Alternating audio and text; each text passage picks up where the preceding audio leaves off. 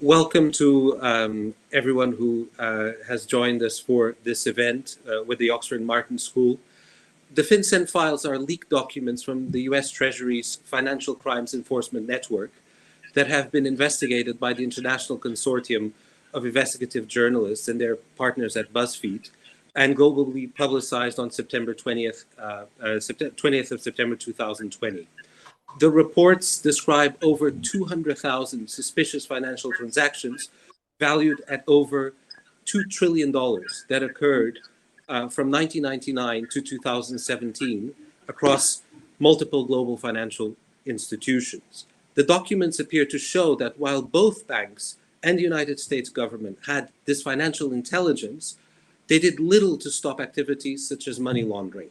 The information implicates institutions in more than 170 countries who played a role in facilitating money laundering and other fraudulent crimes.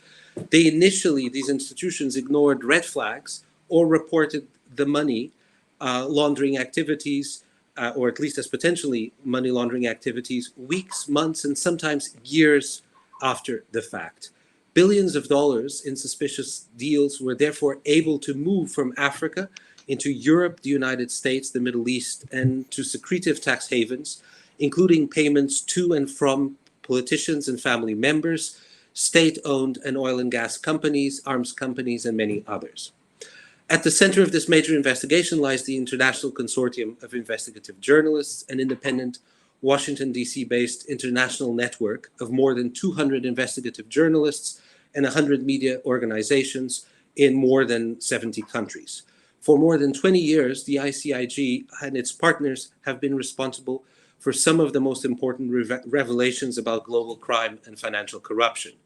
These include the Panama Papers, the 2016 investigation which exposed Panamanian law firm Mossack Fonseca's provision of offshore financial services to more than 14,000 clients around the world, including celebrities and heads of state.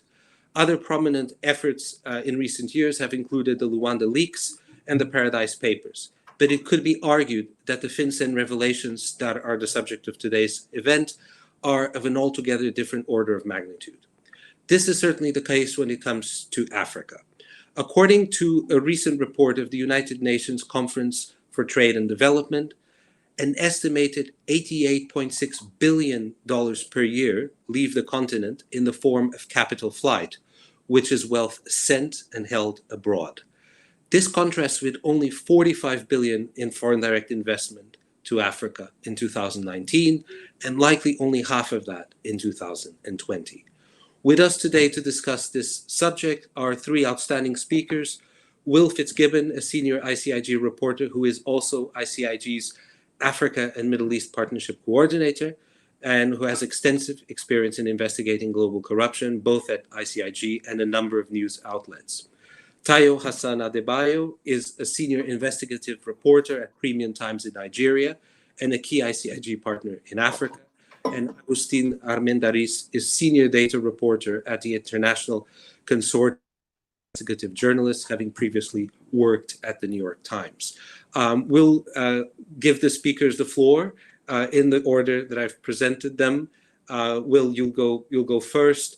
After the brief presentations outlining the FinCEN revelations, we will then have the opportunity to open the floor to discussion. I can see that we have a very, very large, unusually large attendance, and many of you I know are have extensive experience yourselves in this field.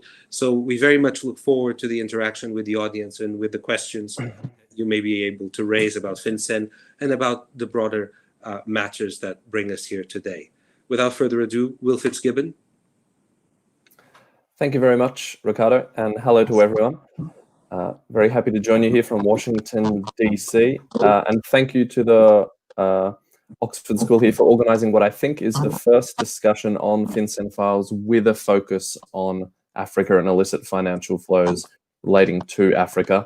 We might discuss a little bit later or in the questions the genesis of FinCEN Files. And I think that might lead us to perhaps an interesting discussion on why and how African stories feature so prominently. As Ricardo mentioned, I'm a reporter with ICAJ, and I coordinate our partnerships with journalists in Africa and the Middle East. I've also worked with ICAJ for a number of years now on some of their big ticket item investigations. And what is so interesting and unique about the FinCEN Files is several-fold, really. First of all, here with the FinCEN Files, we are talking about leaks from within a US government agency. If you cast your mind back to some of the other ICAJ investigations, Panama Papers, Paradise Papers, Luanda leaks, those investigations were dealing with leaked records and files from the private sector, largely law firms, banks, and accounting firms. Here with the FinCEN Files, what we've got and what more than 400 journalists spent up to a year investigating were records from within the heart of the beast, from within a US Treasury agency, suspicious activity reports, and many thousands of spreadsheets that people like Augie spent months trying to decipher, that were created by, produced by some of the world's largest banks and shared with the US Treasury on very much a confidential basis. As I always say, these are records that members of the public and certainly journalists were never expected or wanted to see. I think it's also interesting to recognize that the FinCEN Files is unique in terms of the granular nature of the data that we're looking at and that we can now discuss. Once again, a project like the Panama Papers or the Luanda leaks, largely related to documents, emails, for example, consultancy agreements, all those kind of red flag potential indicators of corruption or illicit financial flows, but that rarely, if ever, boiled down to financial flows or bank transfers. The Panama Papers, for example, as high profile and well known as it is misunderstood in many ways. Journalists and people in the public often ask me, where did the money go? And unfortunately, in the Panama Papers, that was quite rare. It was often a lawyer speaking to another lawyer, speaking to a beneficial owner. What's fascinating about the FinCEN Files is we have granular level detail of company A sending money to company B, listing various banks, including correspondent banks, in the chain. And I think that's, for a journalist at least, incredibly important and fascinating to be able to dig down into that, to say exactly what time someone sent money. Maybe it was 7 days after that person was appointed a Minister of Petroleum, or perhaps it was a month after that person married a Secretary of State, for example. So the granular detail that we have from the FinCEN Files really allowed us to tell stories that we haven't been able to tell before. The FinCEN Files also, I think, in my mind, is helpful to consider it at two complementary levels. On the one hand, we have FinCEN Files that shows case studies of corruption, potential corruption, and illicit financial flows. We have, for example, stories that Hassan in Nigeria will tell you more about, where we can, for the first time, talk about politicians' wealth and what that means and where it may have came from. That's sort of incredible public interest for journalists and for members of the public, because at least from where I'm sitting, someone who's an elected member of parliament, someone who earns a salary from government, someone who holds themselves out to be a beacon of ethics and morality in a public role, deserves scrutiny in a heightened way. FinCEN Files, like all ICAJ projects, is not about scurrilous or unethical journalist bleating. FinCEN Files was a very rigorously reported project in which we, as journalists, spent a long time weeding out stories that should and needed to be told, and those stories that simply shouldn't be told. Because, of course, as we might discuss later, FinCEN Files obviously included many, many thousands or hundreds of thousands of transactions from average Joe Blows and Jane Blows that simply don't deserve public airing or scrutiny. So the FinCEN Files has individual stories from a Nigerian politician, the strange story of a Russian honorary consul in Cameroon who received money from a company that has been involved in the Magnitsky fraud scandal, as well as, for example, an arms company in Burkina Faso that's been receiving weapons from Serbia in the middle of that country's bloody conflict or struggle with Islamist insurgents, for example. And at the same time, and as I said complementarily, what's important about the FinCEN Files is what it reveals about the systemic nature of money laundering also. In addition to the failings or the revelations on a national level, what the FinCEN Files revealed was quite simply how the global banking system and the government regulators are so far failing in their duties and in their responsibilities by design, or perhaps more nefariously by choice, in stopping the flow of illicit money. That is, we see through an analysis of what banks did when, that quite simply they do not report, or they very belatedly report, money transfers that, according to dozens of experts to whom journalists spoke, bore obvious and classic hallmarks of corruption and financial crime. And we can talk about individual case studies that demonstrate that on the way. And I think we've seen that emerge in the narrative after the FinCEN Files. But, of course, there was a large chunk of people within the US government sector and the financial crime fighting sector who have strong reservations about the FinCEN Files and the use of suspicious activity reports. But I think what's been interesting from my perspective is to see just how strongly supportive many people are about what the FinCEN Files shows for how the anti-money laundering system at a global level is broken. And I'm sure there'll be many questions about that. I look forward to your questions. I'm going to stop here and pass on to our colleague in Abuja, Taiwo, to talk about the FinCEN Files from his perspective.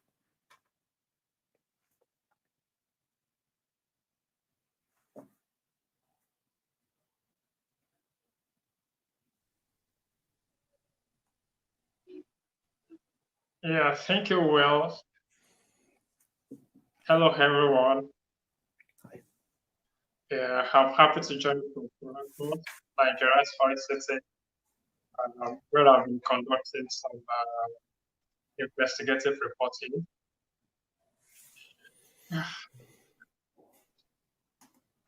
On FinCEN Files, I'm happy to join this session again. As an investigative newspaper that is rooted in Africa, the continent, not just Nigeria, we've always had a clear appreciation of the enormity of the barely changing development crisis that the continent faces. We also know that no analysis of this crisis is possible without coming to grips with the challenge of corruption and corporate abuses. And this happened in practice through tax evasion, under invoicing, direct theft of resources, of funds, and others. These processes are usually routed through international jurisdictions, thereby undermining the capacity of African countries to achieve sustainable and inclusive development on the continent. But importantly, both FinCEN Files, like other ICIJ projects, which we have participated in, from Luxembourg leaks, or offshore leaks, Panama Papers, very important, analyzed papers, both FinCEN Files investigation does the work is that it affords us some concrete evidence, and it also expands our understanding of how illicit financial flows happen and how it affects Africa. It's one thing to know that this thing always happens.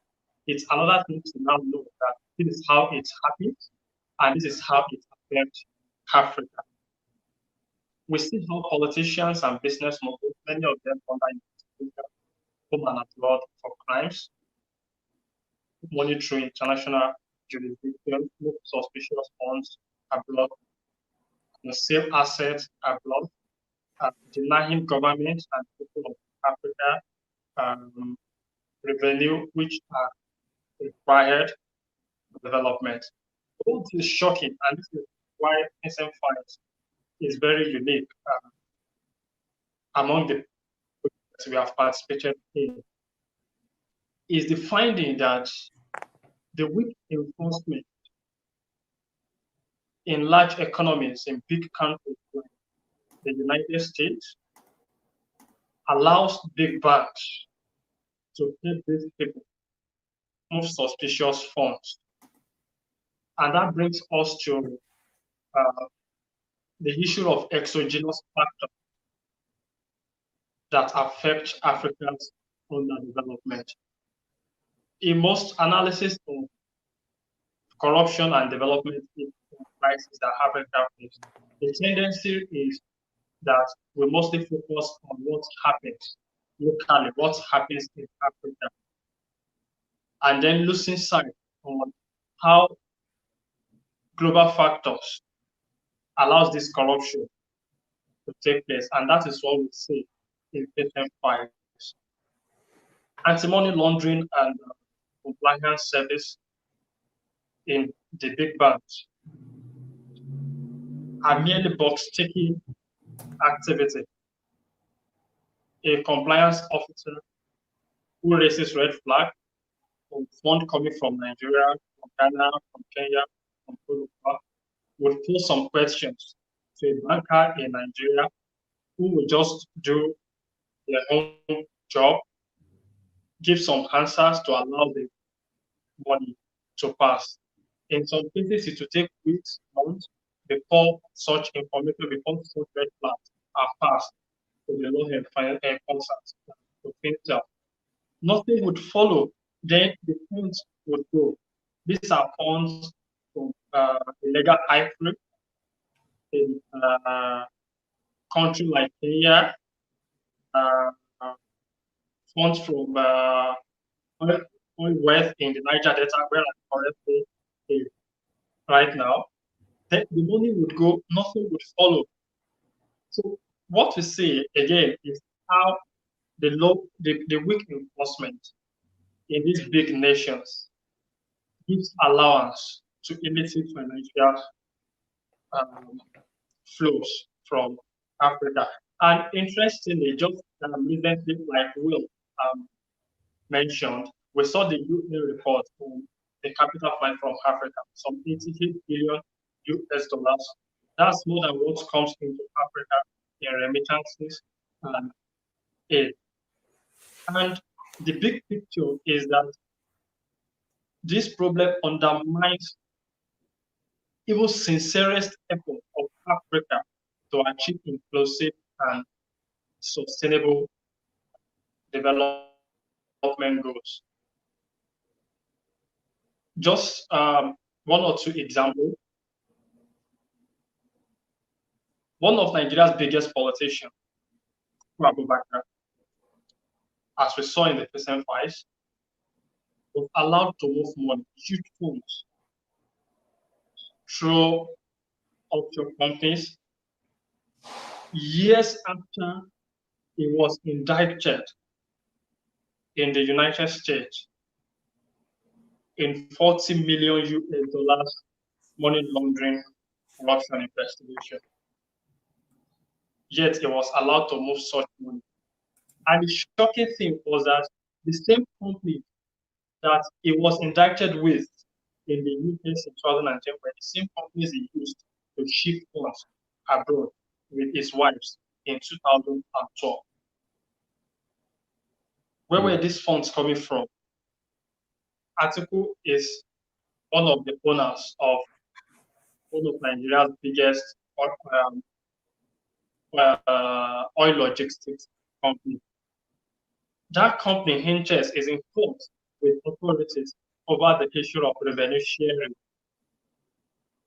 So going forward, what I think should be done going forward is, one, the law enforcers in a country like the United States have to expand their resources.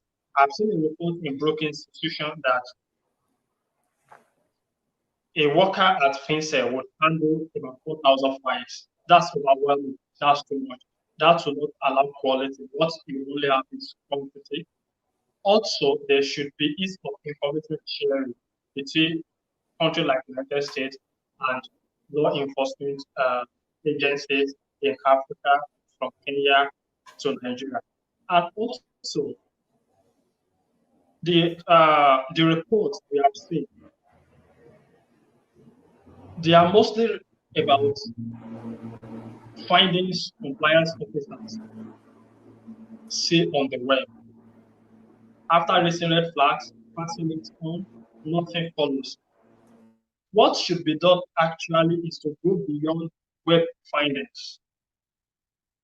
Work with law enforcement agents and anti-corruption civil society groups in Africa who would be able to provide deeper context, who voluntarily, and they will do that voluntarily, there are anti-corruption civil society groups in Africa who would be able to provide deeper context, conduct some due diligence that would inform the decision that a bank in the United States, or a correspondent bank in the United States, would take in either allowing funds to go or stop. These are what I think should be done. Conversely, in some, from our home perspective, the big picture we have seen is that there are exogenous factors that undermine Africa's development. And this has to do with how the system abroad gives allowance to illicit financial flows. Thank you. I would wait for some questions. Thank you. Thank you, Taiwo. And over to Augie. Good morning, everyone. I'm in the U.S.-Mexico borderlands in Albuquerque, New Mexico. It's about 6:30 here, so I'm a little groggy, but I'm gonna do my best to stay focused. For my part of the talk, I want to give you a sense of what goes on behind the scenes. The resources we put into our data work that help generate reporting leads and eventually findings for stories that we do with our partners and with our reporters in-house. So my work centers around gathering and processing information. I'm always part of a reporting team, and I contribute to the work of a team. Often we deal with a lot of data and documents that we need to organize for the use of our reporting. And from my deck chair on the Titanic, I see investigative reporting as basically hypothesis testing, right? Like a source tells us something, or we have a hunch about something, or we have a bunch of documents, we need to figure out what's in there, that we sort through that information to figure out what's going on and try and figure out, is this typical behavior? Is this an outlier, an aberration? How can we put this into context for our readers? And even when the information doesn't really give us solid answers or clear answers, it always helps to inform our reporting. So it helps us ask better questions, debunk misleading answers. So this is how we try and organize our information. And that's where I'm focused, is on the data. I interview experts and interview the data in an effort to build what my former boss would call the empirical spine of investigations. At ICIJ, I'm very lucky to work with an amazing team of data journalists run by my boss, Emilia Diaz-Struck. It's a whole group of us doing this kind of work. It's pretty much, in my experience, it's rare. It's a privilege to have that kind of setup. Most often, I've been the only data person or the main data person on a reporting team. We also collaborate with a whole team of technologists who we have employed in-house who are dedicated to innovating around the reporting process, which is also pretty unique. A lot of the places I've worked are mostly publishing houses where the innovation goes around the storytelling process. Not so much has been put into the actual meat of the reporting technology. And that's a very important aspect of our work. Really, it's an embarrassment of riches in many ways at ICIJ. I can't emphasize enough how fortunate we are that ICIJ has invested and built this amazing data reporting infrastructure, and it is global and is distributed. And Will and Taiwo and our partners around the globe, they use that infrastructure extremely effectively to write powerful accountability stories. So that's the overview of who I am, what I do, and kind of how I fit into the ICIJ organization. So just a very quick bit about how we do it. To be an accomplished data reporter, you really only need to have a good head for numbers and know your way around a spreadsheet, and that's it. But it helps if you know a little bit of computer programming. I started out using the Perl programming language back in the day to import things into databases and parse names and just trying to automate that process so I wouldn't have to spend a whole weekend recreating my data if something went wrong with it. I could just double click and walk away and go get a coffee. From there, I finally started using Python, is what I use now to create what I would call reporting pipelines that process information from its raw format into databases or into a statistical programming package that we can use for analysis. And so as our reporting progresses, we refine those pipelines as we know more about what it is we're working with to try and answer our questions. And so it's nice to have that infrastructure to use the computer programs to just execute our steps as we refine our methodology and incorporate what we've learned along the way into how we process the information, not only for accuracy, but also for fairness, as Will pointed out, that there's certain things that we don't need to include in our reporting, or if there's an overall total on a huge number in a report, we don't want to use that number to reflect what's going on in one particular country if it's only tangentially involved in that report. So that's the kind of things we do to organize our information, and we have to take out duplicates. We have to read through and figure out which previous reports are duplicated by other reports, so we're not talking about double counting. We found very often the compliance officers at these US banks did not know country codes, and so we had to go back and fix all of these country codes. CH would stand for China in their mind, not Switzerland. So these are all the little dirty details that we have to go through. And this was as Will and Taiwo and our partners are out there, using this information to try and figure out what it looks like on the ground and inform their stories and write, compelling narratives that help, put this information, this dry information, into good context. We're spending all our time trying to clean it, trying to organize it, and then feed to everybody, not just for our African partners, but for everybody who's in our entire reporting infrastructure. And so that's kind of a quick overview of the Eat Your Broccoli's version of what we do behind the scenes to try and feed good empirical evidence to our reporters, to push back on people, to figure out what's going on and help us write these stories. And I'm very inspired by the work that all of our partners do around the globe with this information, and how Will and our coordinators at ICIJ help that work. They do a lot. There's a lot of uncredited work that goes on there to try and make this whole organization run, in addition to writing stories. And I think it's powerful, the teamwork, the collaboration, and how that works not just with us, but with our partners at BuzzFeed, and their partners around the globe as well. And I should also mention that our partners at BuzzFeed are very accomplished technologists. Jeremy Singer-Vine and John Templin did an amazing job helping us take data out of these PDF reports, right, and then structure that information in a way that we can ask it questions and aggregate it and analyze it. And it's really nice to be able for me to take my methods and my process, compare it to their methods and their process, and we get the same numbers, right? Makes us feel even better about what it is that we're doing. That we just define the methodology, and regardless of what tools you use and how you do that, the specific implementation details, that we're coming up with the same results, right? So that was another great thing about working with BuzzFeed. So that's where I'm at, and that's what I do. And it's like I said, any questions that anybody has, I'm happy to answer. And in the meantime, I'll kick it back to you. Great, Augie, and thanks to Taiwo and to Will for excellent presentations, which really gives us an overview of many different aspects of the FinCEN project. Because as I said, we have a very interested and interesting audience.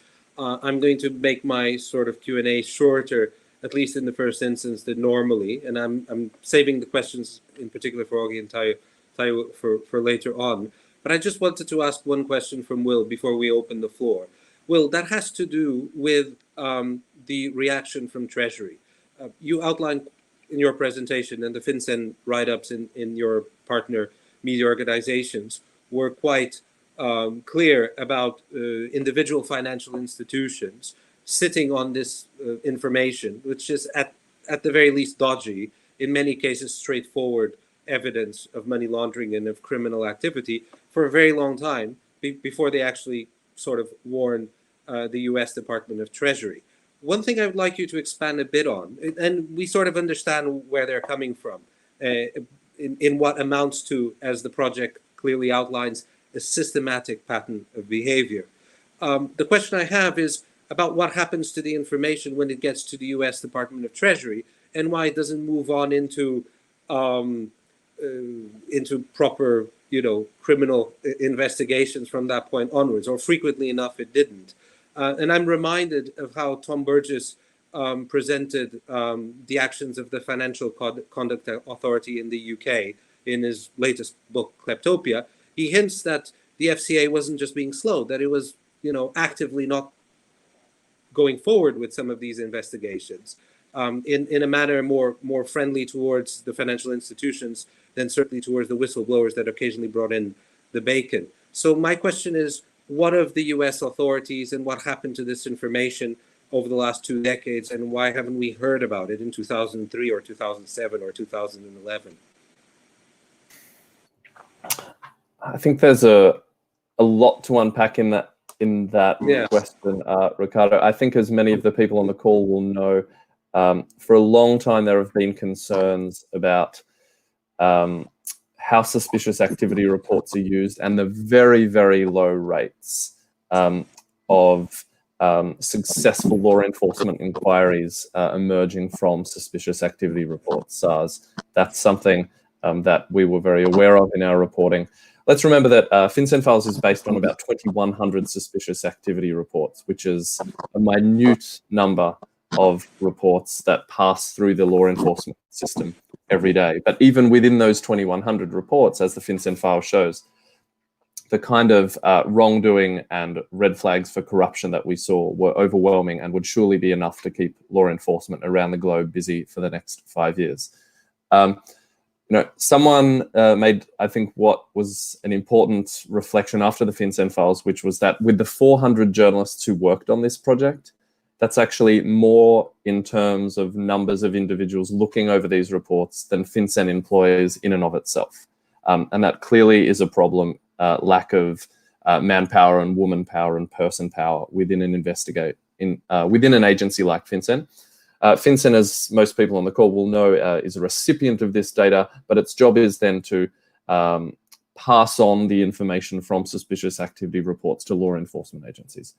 What our investigation also showed, and what the work of the data team did, for example, was showed just often how poor quality these suspicious activity reports were. As all law enforcement officers we spoke to said, we need good suspicious activity reports, otherwise it's useless to us. And time again, we as reporters found that banks were, as Augie said, not only including wrong information in terms of country codes, but lazy information. And I think the African story and situation is interesting in this context, because what emerged for me very strongly was a very poor knowledge of many countries in Africa from bankers and from Wall Street. On the one hand, you had lazy assumptions, that any money from Nigeria was dodgy, or you had, for example, an assumption that just because an address in Gambia was related to an address that 10 years ago had also appeared on the sanctions list, any company or person on that address would also be related to sanctions busting.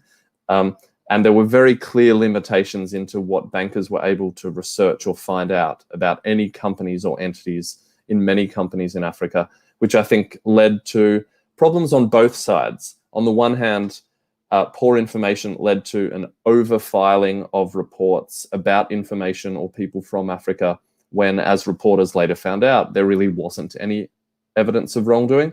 But on the other hand, it meant that people and individuals who had been well and credibly accused of wrongdoing many, many years ago fell through the cracks, because bankers on Wall Street simply didn't have the training or the thought process to check respectable, well-documented cases of wrongdoing that in some cases, for example, the case of the former mayor of Dakar, Alamin Diak in Senegal, could have alerted those bankers to the fact that more than a decade ago, he was not only a PEP, but had been accused of financial irregularity. Okay. Thank you. And we have now a few questions. Some of them, as I think was the case with my question to Will, they're quite sprawling, open-ended questions. So please feel free to address only parts of these questions, or do so in relatively brief terms. We have a question from Tony Cole, which is essentially a number of questions. But Tony asks, having analyzed the FinCEN documents, who is the target for correcting the leaks or failures? Is it the source countries, or is it the receiving countries? And in particular, how do you see African governments react? Perhaps Taiwo could address this in the case of Nigeria in particular, which I think will interest Tony as well. And will the government, if at all, will it sanction local banks, or will it seek reparations of funds from the receiving nations? In other words, how is this percolating within the domestic setting, in especially the African countries where you've written up case studies with the degree of detail that you have? So perhaps Taiwo, over to you. But the others, feel free to join if you'd like to add to this particular question. Yeah, okay. Thank you very much, Ricardo. Let me start with the Panama Papers, which is, of course, also a project on illicit financial flows. Nigeria has a law, code of conduct for public officials, which prohibits serving public officials from maintaining foreign bank accounts, from having assets they do not declare. All assets you have, if you're a public official in Nigeria, home or abroad, has to be declared when you are assuming office and when you are leaving office. Now, from Panama Papers, a number of the country's senior officials, including the then Senate President, Bukola Saraki, his predecessor, David Mark, governors, a number of senior government officials were found to be rolling private assets abroad without declaring such assets in line with the country's law. The punishment is clear on that. Now, we Premium Times, we reported all that from Panama Papers. And there was a kind of pretense from the authorities that they will look at the matter, investigate, prosecute, and do all that was required. In fact, they met with us, they came to our office, but as we speak, nothing has happened. So afterwards, we published a book at Premium Times. We have a development arm, Premium Times Center for Investigative Journalism, which is essentially devoted to pursuit of accountability. And my chapter in that book is that Panama Papers embodying corruption in Nigeria, because that was what it shows. It was another thing if journalism is not able to provide evidence of wrongdoing on the part of public officials. It's another thing, and which is that if authorities who are entrusted with the responsibility of taking over this matter fail to do anything. So invariably, with the FinCEN Files, there is not been any serious response from the authorities. Save for the fact that after a particular report on suspicious funds from Nigeria's ICT hub, Computer Village in Lagos, the authorities approached us, but nothing concrete has followed. That's on the part of the government. But in Nigerian society, in the community, among the populace, there is increased scrutiny of public officials. For instance, Atiku Abubakar was in our FinCEN Papers. There was increased scrutiny of him. Others too, a former Attorney General of Nigeria. So Nigeria has a very vibrant public who would always raise demand that things should happen when these investigations are out. But on the part of the authorities, the story is not very fun. Also, the question also says that who is to be blamed, the source or the recipient country? Of course, both sides. Our perspective is that the anti-corruption agencies in Nigeria, the EFCC, the ICPC, and particularly the NFIU, the Financial Intelligence Unit, have to place greater duty on banks to play a role in helping to combat capital flight from this part of the world. They have to know that they have a responsibility to do this thing, and there should be promise of sanction should there be failure. Because without Nigerian banks allowing these funds to live without them facilitating the movement of these funds. The banks abroad would have nothing to facilitate in the first place. So the problem starts there. But also, the way our world works now is interconnectedness. So you cannot leave the blame to the African banks and officials alone. But also, what happens at the global level, what happens abroad, where a system allows these funds to go. And again, the big picture, it's not just about $1 million US, $2 million US, $40 million US. This is about human beings. It's about money meant for roads. It's about revenues that should have been used to fix electricity in Nigeria. In Nigeria, less than 50% of Nigerians have access to great electricity, and billions of dollars have been allocated to that area.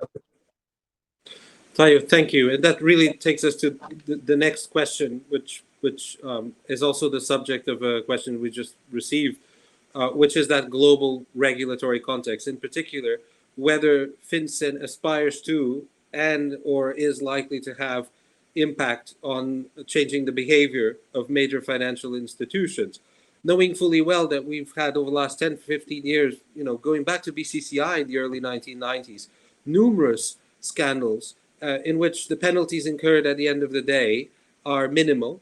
The fines are sustainable from the point of view of these major banks. The reputational damage is very, very fleeting, if any, and individuals do not get criminally indicted. What is different this time around? And bearing in mind the relatively dispiriting points Taiwo brought up at the level of, at least the domestic level in Nigeria, which I think chimes with a lot of other African experiences, where governments are not really, actively seeking to act on this information. Perhaps Will or Augie, what is it likely to happen in Washington, in Brussels, in London, etc.?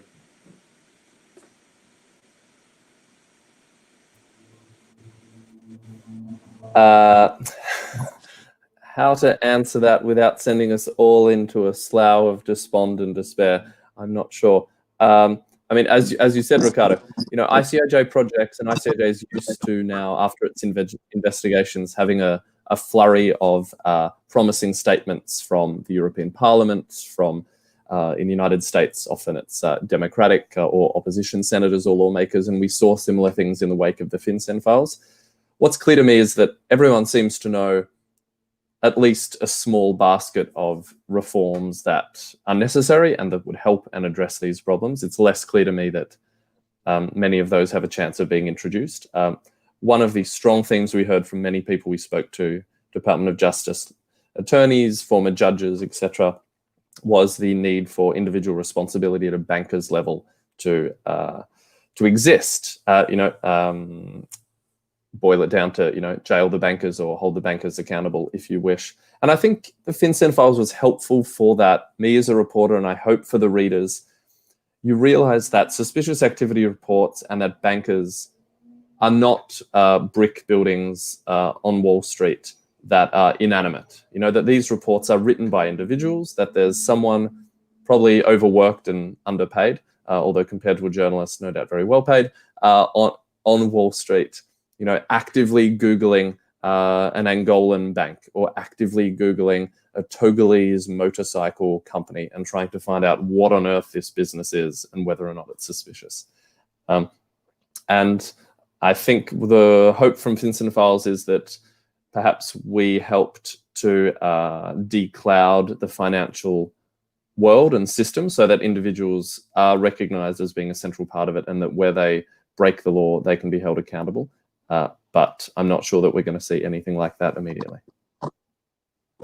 Will, we have a question from the other perspective. If there were a serious crackdown in OECD economies and the home countries of these major banks, were that to happen, would that debilitate this type of activity, or would it merely send it underground into darker sort of forms of banking? What do you see as the next chapter, also in terms of felonious innovation, if you will? I mean, I think we could all agree here, and it won't surprise anyone, criminals are always going to criminal, right? You know, there are always going to be people who want to break the law, hide money, avoid paying their ex-wife, you know, alimony, or steal something. But in my experience from ICAJ projects and the FinCEN Files is that many people seem to engage in corruption or send dirty money overseas because it's so easy to do, because their local bank won't ask questions, because they're using an offshore company whose real ownership is so hard to find that the real owner is confident that they can do it. I mean, why on earth was the government of Turkmenistan sending $1.6 million to a UK shell company to buy confectionery? You know, they certainly never answered us, and I don't think we'll ever have an answer. But so my answer to that is reforms would certainly send some people underground. We know that criminals always have a vast array of tools at their disposal and people willing to help them. But my experience is that lots of criminality is also born of the ease through which dirty money can be moved in the financial world in which we currently exist. And I think that if reforms could help reduce illicit money flows by 1% or 5%, then that would be a boon, simply because you'd have lots of people who wake up in the morning and ask themselves, is it really worth me going? Like, do I really want to spend an extra half an hour of my day trying to structure a $1 million payment through a complicated means? I think enough people would probably say, no, I'm just going to go and put it in my bank account or declare it to the local revenue authority and not worry about it. All right, thanks, Will. I have a question here for Augie. Augie, you worked with colleagues like Taiwo to find Africa-related angles and important information in the FinCEN Files. And I know you were particularly central to Africa-focused analysis, like the gold stories out of Benin, Ghana, Liberia. Can you tell us a bit more about that partnering with African news outlets and investigative journalists, and how you crack through the vast data that you have in order to make that data relevant to them? Sure. That's so part of my job is to make sure that I organize it in such a way that when smart people like Will, Taiwo, and all of our rest of our partners ask questions, that we can quickly try and produce some answers. There's always a tension. Do I try and give just the broadest possible answer, which could give like a misleading overall number, but potentially a lot of great reporting leads? Or do I need to just kind of like dial in on what money specifically tied to that country, right? So we'll try and work through what exactly they need for their reporting and how we can provide them with what they need. But we structure all of our information in a way that we can quickly pull out the documents that are relevant, as well as any other metadata associated with that, whether that's the CSVs of transactions that we got that were partially attached to the reports or not.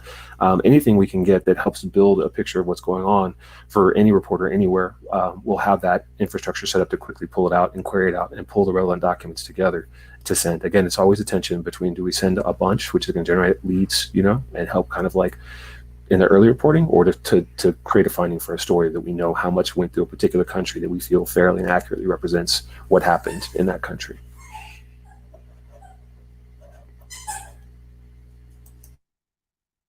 Thank you, Augie. I have a question here about the criteria from Anna. Sorry, let me just find the question.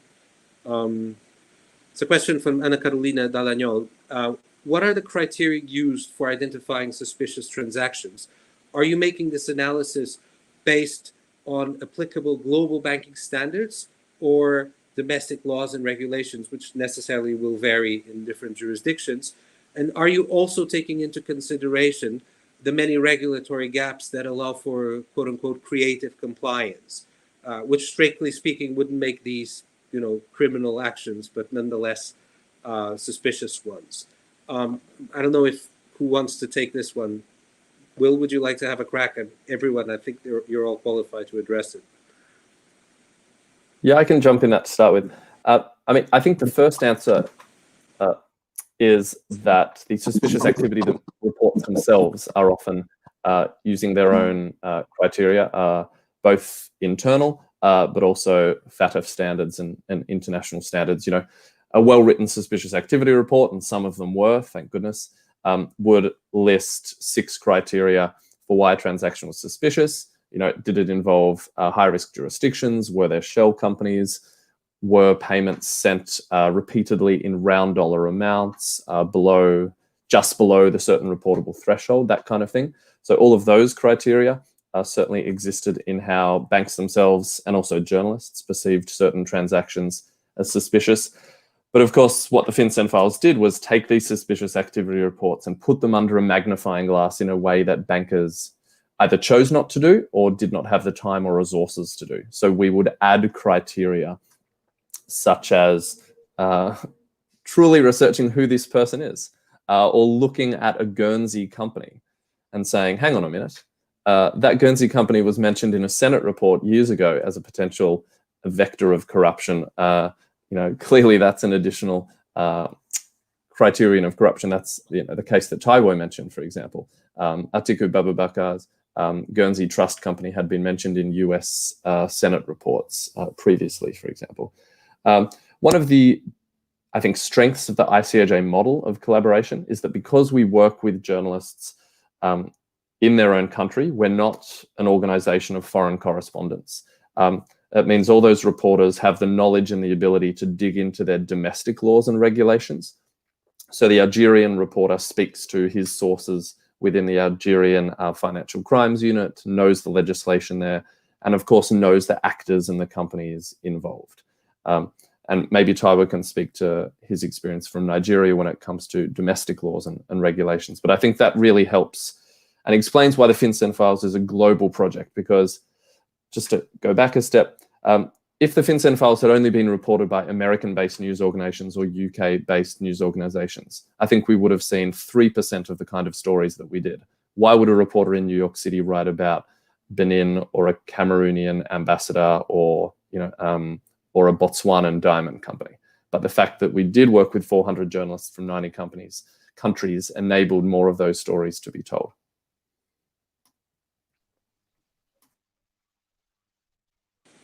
Thank you. Important dimension. Perhaps 15, 20 years ago, there were practices that the loopholes in many African contexts were considerable. But a lot of financial sectors in Africa have sought to converge with international regulatory standards over the last 10 years in particular. So the upshot of that is that actually what it was criminal elsewhere is now also criminal in domestic terms in many African countries. So many of those loopholes are closing, and there's perhaps less space for creative compliance than might have been the case years ago.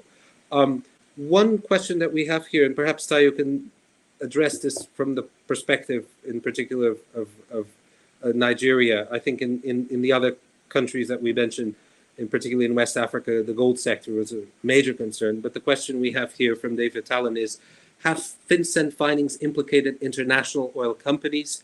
If so, have they been confronted, and what have they, or EITI, for instance, said or done about it? We know that this only came out in late September, so perhaps the doing part is still a bit early. But what is the conversation around the oil industry in FinCEN? Taiwo? Yeah. Thank you. Excuse me. Thank you, Ricardo. By the nature of the SAS, there is no indictment because they are mainly based on information and on the web, on other open sources. International oil companies, they are rarely mentioned regarding Africa, but speaking more widely, resource-based companies are extensively implicated from Botswana, the diamond industry in Botswana, the gold trade in Ghana, in Ivory Coast. You have a case of a country in Ivory Coast where suspicion is raised regarding a company that pushes around drug money to gold. So Taiwo, I think we lost you there. I can't hear you. Is that? I think we lost you there. Let's just try in a second. Okay. Do other people experience issues listening to Taiwo? Hi, Ricardo. We can hear Taiwo. Move on. Taiwo, if you don't mind, I'll just pass on the word to Will and to Augie on a couple of questions, and then we'll get back to you before the end. We've just received 3 fascinating questions, all of which I think will be there's too much to say to them, but I'll let you address the issue in whatever level of detail you'd like.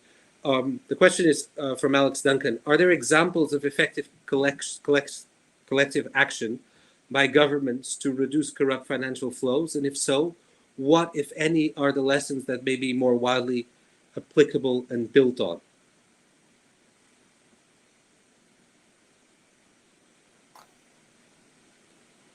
I imagine there are people on this call who have more knowledge about any examples than I do.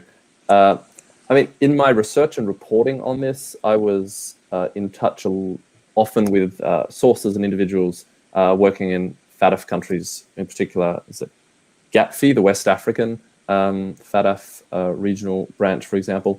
And it does sound as though things have improved incredibly in terms of information sharing, at least regionally.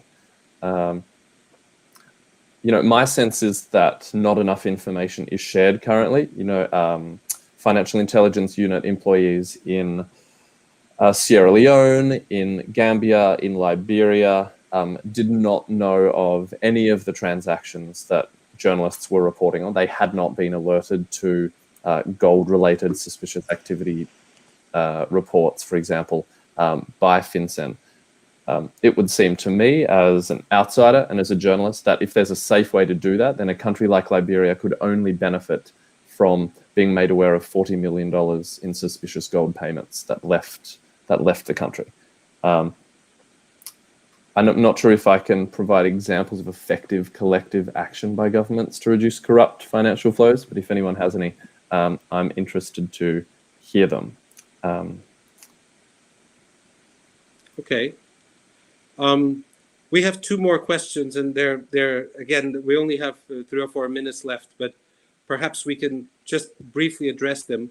One question is about the role of the Financial Action Task Force and their reactions to the information you've made available, and what they could conceivably do to take this forward with the member governments, which includes not just the OECD governments, but other major financial centers, if at all, if this is something that you think would be a major forum for FinCEN leaks to be, for the FinCEN files to be turned into change in this arena.